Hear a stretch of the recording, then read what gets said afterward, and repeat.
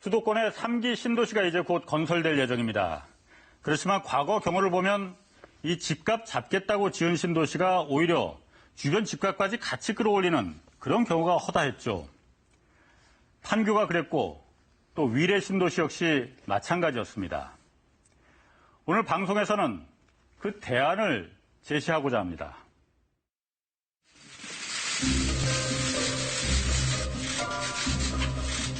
본인은 양심에 따라 숨김과 보탬이 없이 사실 그대로 말할 것을 맹세합니다. 2019년 3월 25일 공직 후보자 최정부. 공직자로서 지혜롭지 못하게 재산을 관리했다는 생각이 드는데 후보자의 입장을 간단히 말씀해 주십시오. 제가 실거주 목적으로 비록 주택을 보유했습니다마는 국민 눈높이에 맞지 않고 또 부동산 경기가 어려운 상황 등을 감안할 때 정말 국민 여러분께 다시 한번 송구스럽다는 말씀을 드리겠습니다. 네, 안녕하십니까. 3월 국회는 국토부 장관 인사청문회로 뜨거웠습니다. 서민 주거 대책의 수장 자리.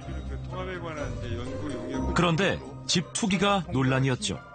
이게 똘똘한 세채인데 지금 구입 시하고 가격을 보면은 분당 상록은 1억 5천에 했는데 지금 10억이 되고 잠실에서는 3억 천인데 13억이 되고 세종 펜트하우스는 6억 8천이었습니다.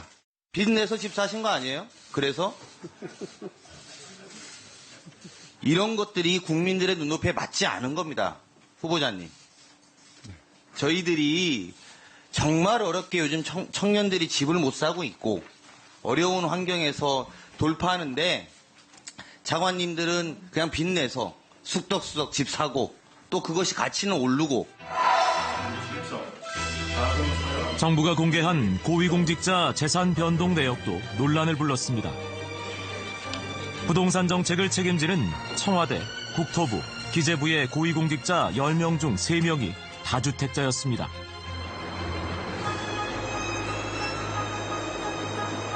여러 채면 집 팔고 한 채만 남기라던 정부였는데 집값 잡겠다는 말 믿어도 될까요?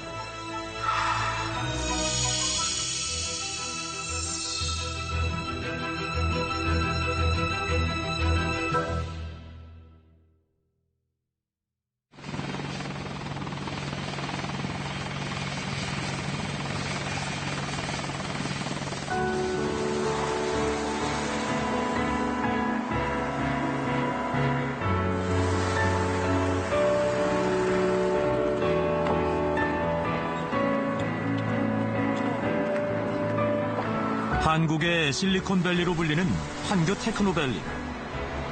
1200여 개 첨단 기업의 종사자 수만 6만여 명. 판교는 거주와 업무가 가능한 자족도시 기능을 갖춘 가장 성공한 신도시로 평가받습니다.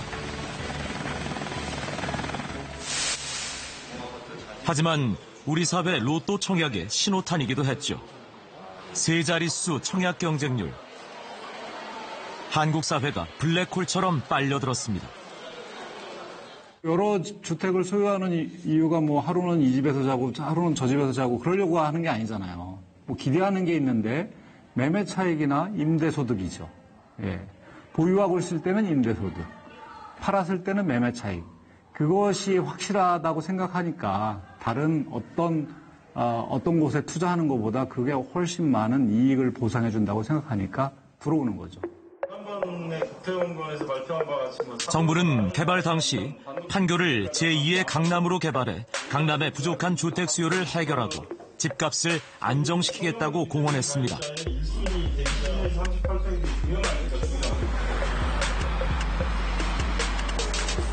하지만 판교 신도시가 오히려 집값 상승의 방아쇠 역할을 했죠. 판교의 개발 부인 풀면서 분당에 올라가죠. 뭐 강남에 올라가죠. 계속 올라갔죠. 그러니까 경제학의 원리로 말하면 공급이 늘면 가격이 떨어져야 되는데 오히려 판교를 공급했다고 발표를 하니까 더 올라갔다는 거예요. 그거는 뭐냐면 투기적 수요를 만족시킬 수는 없다. 예. 그러니까 공급으로 이 집값을 잡는다는 것은 그게 안 된다라고 하는 대표적인 사례죠. 판교가.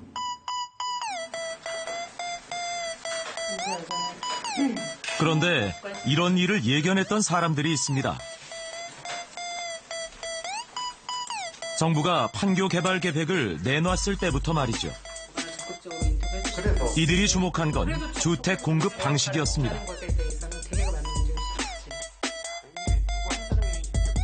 판교 신도시도 들여다보면 100개의 주택이 있다면 80은 다 분양주택, 판매용 주택입니다. 실질적으로 장기 임대로 가고 있는 주택은 20%밖에 불과하기 때문에 결과적으로 이것이 어떤 주변 집값을 잡아당기는 게 아니라 더 끌어올리는 효과로 나타난 걸로 보여집니다.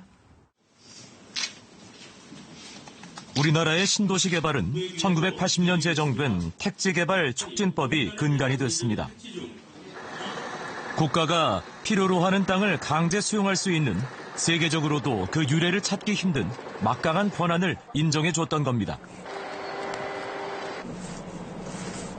정부는 판교에 택지를 조성하면서 농지 3.3제곱미터당 93만 원에 강제 수용했습니다. 농지의 택지 조성 원가는 529만 원. 여기서부터 매각 과정을 거치면서 땅값이 뛰기 시작합니다. LH는 261만 원의 이윤을 붙여 790만 원의 민간 건설사에 매각합니다.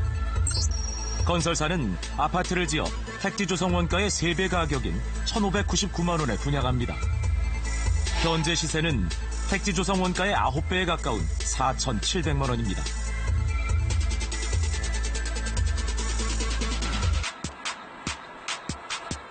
판교의 개발 이익이 무주택 서민이 아닌 LH 등 공기업과 민간 건설사, 그리고 싼 값에 집을 사고 판 매입자의 몫이 된 겁니다. 그냥 계속 집장사, 땅장사 논리가 작동하면서 개발이익 잔치가 되는 게 판교의 현재의 모습이다. 시세 차익이 발생하는 건 소비자의 노력으로 발생하는 게 아닙니다. 정부가 어떤 정책을 피냐에 따라서 시세 차익이 발생할 수 있는 구조이기 때문에 소비자의 시세 차익이 문제라고 한 것이 아니라 시세 차익이 나지 않는 정책을 끌고 가는 게 정부의 역할이다. 이게 훨씬 중요한 거죠. 정부는 지금까지 부동산 정책에 일관되게 견지해왔던 첫째, 투기 억제, 둘째, 실수요자 보호, 셋째, 맞춤형 대책이라는 3대 원칙에 입각하여 투기와 집값은 끝까지 잡겠다는 각오로 이번 대책을 마련했습니다. 정부는 지난해 천정부지로 치솟는 집값을 잡겠다며 다시 3기 신도시 개발 카드를 꺼내들었습니다. 경기도 남양주와 하남, 인천 계양, 고양, 부천 등 5곳이 선정됐죠. 주택 공급 방식 등의 구체적인 계획은 올해 안에 추가로 내놓을 예정인데요. 판교 때와 마찬가지로 오히려 집값이 들썩거리고 있습니다. 공공택지는 토지거래 허가 구역으로 지정하는 등 투기 방지 조치도 동시에 진행하겠습니다. 택지 인근 지역과 수도권 주택시장의 가격 동향과 거래량도 면밀히 살펴보고 주택시장을 교란하는 행위가 있을 경우에는 지자체 합동조사를 실시하는 등 투기 수요를 철저히 차단하겠습니다.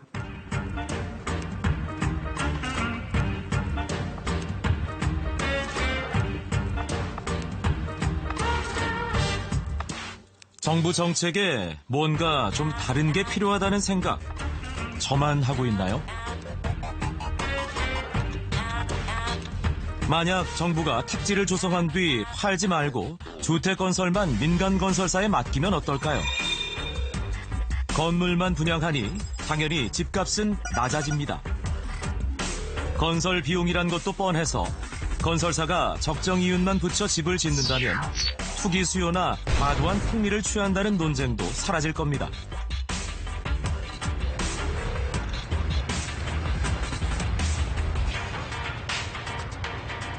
LH 등 공기업이 택지를 조성하면서 든 비용은 주택을 분양한 뒤 토지 임대료로 충당하는 겁니다.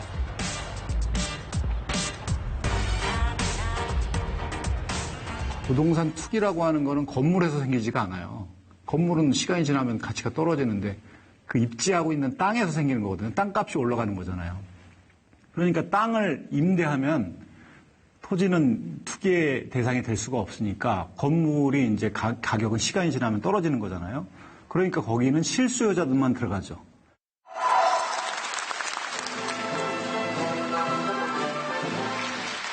집 없는 서민들이 집을 가질 수 있도록 획기적인 주택 정책을 강구하고 있습니다. 노점을 하는 분이든 일용직 근로자든 적은 돈을 구해서 살아갈 수 있다면 그 어려움을 겪는 분들의 걱정을 덜어드릴 수 있는 제도를 마련하고자 합니다. 2009년 이명박 정부가 딱 이걸 현실로 만들었습니다. 이 당시 정부가 주목하고 손을 댄 건 바로 주택 공급 방식. 그린벨트를 풀어 조성한 공공택지를 국가가 소유하고 건물만 지어 분양했죠.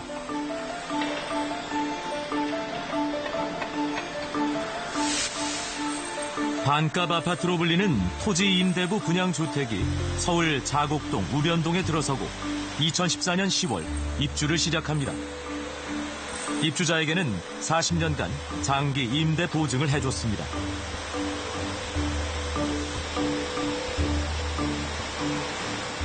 저소득층은 임대주택 형태로 정부가 분류를 해서 공급을 하고 있고요.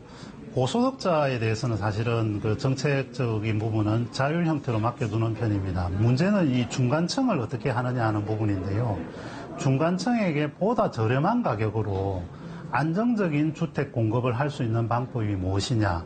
이 질문에 대한 답이 그 형태 중에 한 형태가 토지 임대부 분양주택이다. 이렇게 말씀드릴 수 있겠습니다.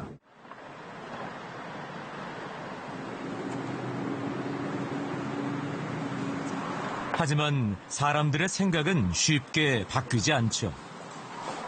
아파트가 반값이지만 집도 반만 내 것인 셈이니까요.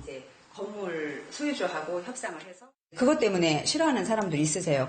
왜 아파트가 그냥 내 명의로 다 가져오면 토지고 뭐고 다 내 명의로 바꿔야지 40년 동안 임대료를 왜 내야 되냐. 이거 임대 아파트냐. 이제 이런 얘기 많이 하죠.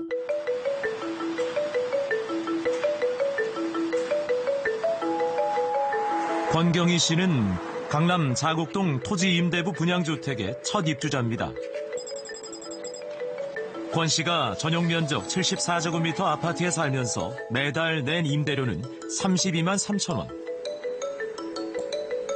집 살 때 은행 대출받아 내는 이자 생각하면 훨씬 나았죠. 2년 뒤 보증금 3천만 원을 추가 납입한 뒤에는 임대료로 13만 5천 원만 냈습니다. 재산세도 이득이었죠.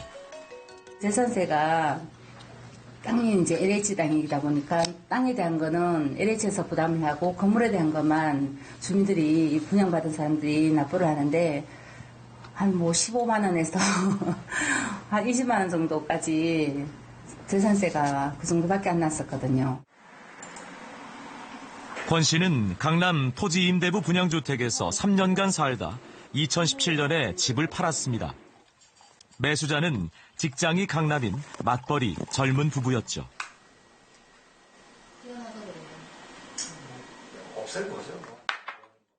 젊은 분들이 지금 뭐 자금 사정이 일단 첫 번째잖아요. 자금력이 안 되니까 젊은 분들도 지금 뭐 땅이 굳이 이 땅이 있더라도 내가 어떻게 활용할 수 있는 게 아니잖아요. 예. 그러니까 그만큼 저기 투자금이 작게 드니까 나중에 내가 팔 때 그만큼 덜 받으면 되지 않냐. 예. 일단 저기 투자금이 작게 드니까 예. 그렇게 생각하시더라고요. 강남 한복판에 이처럼 반값 아파트가 공급되면서 비슷한 시기 집값도 안정됐습니다. MB정부 5년간 서울 아파트 매매가는 3.2% 하락했죠. 이전 참여정부 5년간 서울 아파트 매매가가 56.6% 상승한 걸 감안하면 극적인 변화였습니다.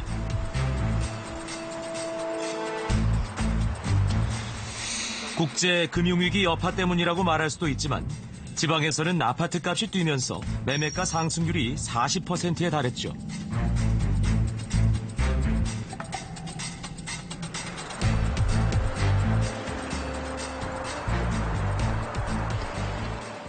내가 이 집을 샀을 때 또는 이 은행에 그 어떤 대출을 해서라도 구입을 한 이후에 주택 가격이 오르겠다라고 생각하면 훨씬 더 많은 사람들이 그 수요에 가세를 하게 되는데요. 반값 아파트나 장기전세주택 이런 부분들은 주택 매매 수요에 매매 수요를 줄일 수 있는 효과가 있었기 때문에 가격 안정 효과에 긍정적인 영향을 주었다, 이렇게 설명드릴 수 있겠습니다.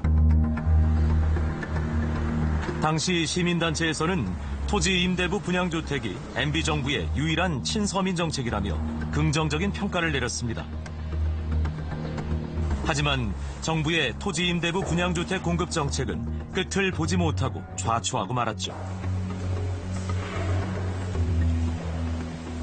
강남과 소초에 평당 550만 원, 600만 원도 안 되는 아파트가 분양이 되니까 민간 아파트 분양이 10%도 계약이 안 되고 미분양 아파트가 50만 개, 100만 개, 150만 개로 늘어나면서 건설업계가 아파트 분양을 안 하게 되고 못 하게 되고 안 팔리게 되니까 경기가 죽게 되고 성장률이 떨어지고, 그러니까 정부는 건설업계의 말을 들어줄 수밖에 없는 그런 형편이 돼버린 거죠. 정부의 부동산 정책 중심이 주거 안정에서 경기 부양으로 옮겨간 겁니다. 이 때문에 당초 수도권에 지으려던 계획 물량의 5% 정도인 760채만 공급되고 말죠. 정책에는 사실은 굉장히 일관성이라는 게 중요한데요. 자꾸 정권이 바뀌고 또 국토부 정책도 자꾸 바뀌면서 이 공급들이 지속적으로 공급되지 못하고 중단되게 됨으로써 대기 수요들이 매입 수요에 과세하면서 주택 가격이 같이 동반해서 상승하게 되는 그런 효과가 발생하게 됩니다.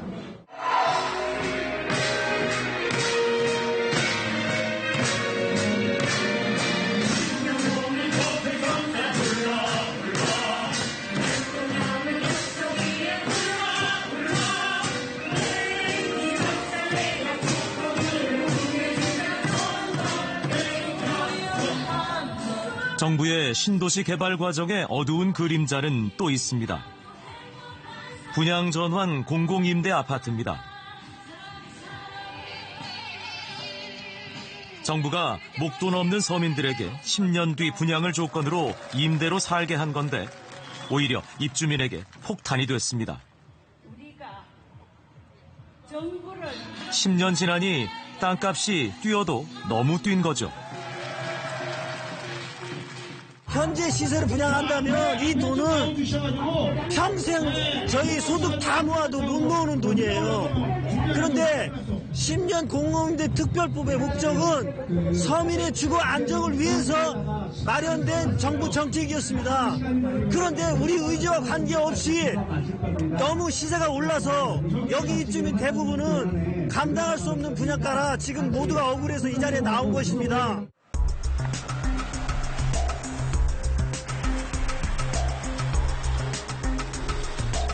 시세 감정가로 분양 전환하는 공공임대 아파트는 전국적으로 11만 가구.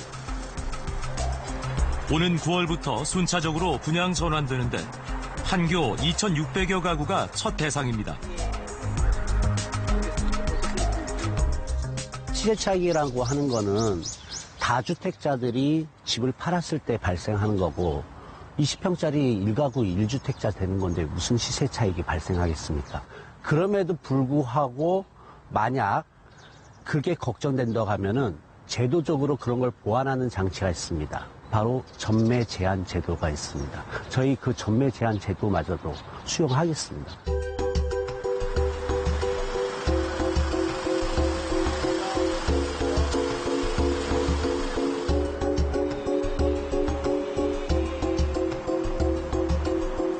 LH는 민감한 사안이라며 인터뷰는 거부했습니다.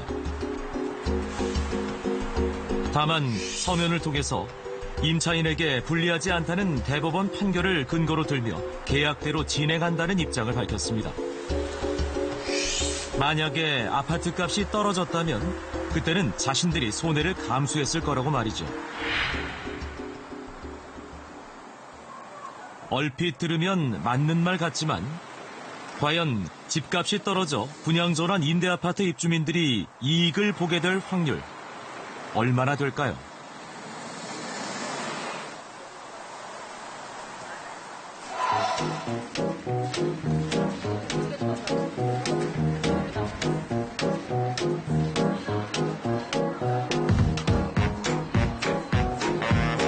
자가는 2022년 10월 입주 예정입니다. 카톡팔달의 고속교통망을 자랑합니다.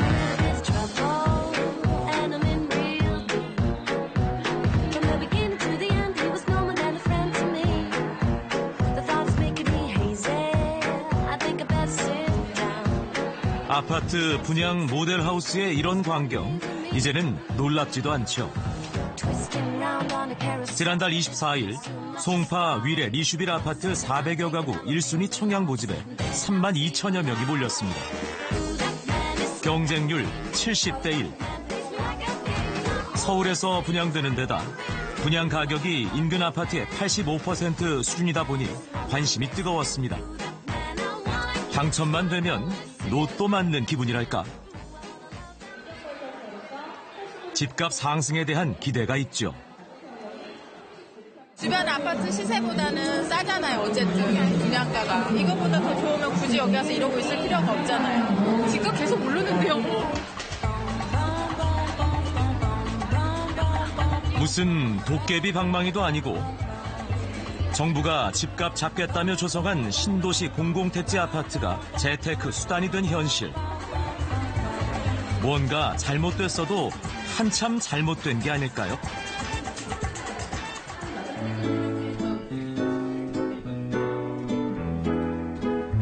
네, 안녕하세요. 저는 민달팽이 유니온의 만들층 주인공이에요. 편하세요? 저는 일반 시간 중이랑 문자로 보내주셔도 좋습니다. 편하신 대로 해주세요. 학교 근처에서 될까요? 네. 최지희 씨는 시민단체 민달팽이 유니온의 위원장을 맡고 있습니다. 대학생 때 참여한 모임이 졸업 후에는 직장이 됐죠. 민달팽이 유니온은 간단해요. 달팽이도 집이 있는데 청년들이 발 뻗고 몸 하나 둘 곳이 없다. 청년들은 집이 없다 해서 민달팽이다. 그런 사람들이 모여서 좀 우리 이야기를 해보자. 아무도 해주지 않는 우리의 이야기를 하면서 모이게 된 곳이고요. 진짜 미안한데. 2011년 대학생 몇 명이 의기투합해 만든 작은 모임. 이제는 전국에 600여 명의 회원을 둔 어엿한 시민단체가 됐죠. 최근엔 달팽이집이란 협동조합 형태의 비영리 주거 모델도 운영 중입니다. 청년 주거 문제는 청년들만의 이야기가 아닙니다. 부모 세대의 이야기이기도 하고요. 또 미래의 곧 청년이 될 지금의 아이들의 문제이기도 합니다. 왜냐하면 청년 주거 문제라는 것이 갑자기 뚝 떨어져서 생긴 문제가 아니라요. 우리 사회에 존재하는 그 부동산 투기, 부동산 불패신화로부터 기인한 그 골마온 것들이 사실 청년들이 사는 집으로 대거 골마 터진 거거든요.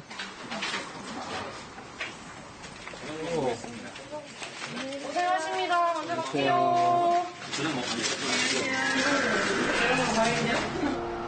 가끔 난 이런 생각에 잠겨 내가 사는 세상이 정말 있긴 한 걸까. 볼을 꼬집어봐도 매일 눈을 떠봐도 아무것도 들리지가 않아. 이 낯설은 세상에서 도망쳐버리고 싶을 때 손닿으면 금세라도 시들어버릴 듯했던 꽃들 낯설은 세상에서 도망쳐버리고 싶을 때 손닿으면 시들어버릴 듯했던 꽃들이 미소를 건네준다.